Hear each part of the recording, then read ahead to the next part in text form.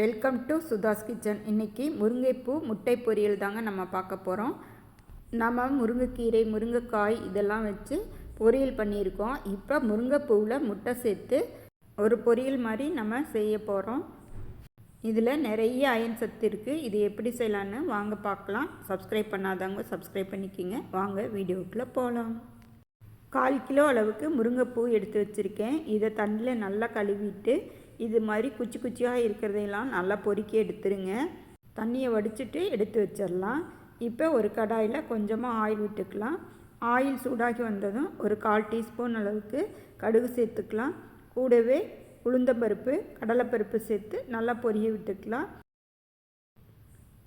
3 நல்லா பொரிஞ்சு வந்தோன்னே 2 பெரிய வெங்காயத்தை அரிஞ்சு எடுத்து வச்சுருக்கேன். கூடவே 2 மிளகாய் சேர்த்துருக்கேன்.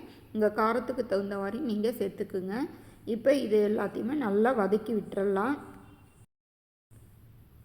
இப்போ வெங்காயம் ஓரளவு வதங்கி வந்துருச்சு. இந்த ஸ்டேஜில் நம்ம கழுவி எடுத்து வச்சுருந்த முருங்கைப்பூவை இதில் சேர்த்துடலாம்.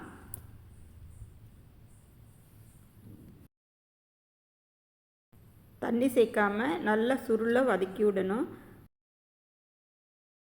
இப்போ இதுக்கு தேவையான அளவு உப்பையும் சேர்த்துடலாம். கூடவே 1 டீஸ்பூன் அளவுக்கு சாம்பார் பொடி சேர்த்துக்கிறேன்.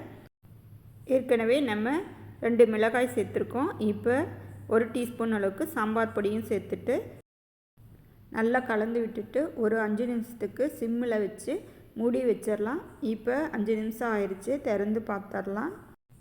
இப்போ நல்லா வெந்து வந்துடுச்சு. இந்த ஸ்டேஜில் இதை கொஞ்சமாக இது மாதிரி பிரித்து விட்டுக்கலாம். இதில் 2 முட்டையும் உடச்சி எடுத்து வச்சுருக்கேன். அதை இதில் சேர்த்துடலாம். கூடவே இதுக்கு தேவையான அளவு மிளகுத்தூள், கொஞ்சமாக உப்பு சேர்த்துக்கலாம். நம்ம ஏற்கனவே உப்பு சேர்த்துருக்கோம். இப்போ இது நல்லா கலந்து விட்டுக்கலாம். ஒரு சேர வரணும்.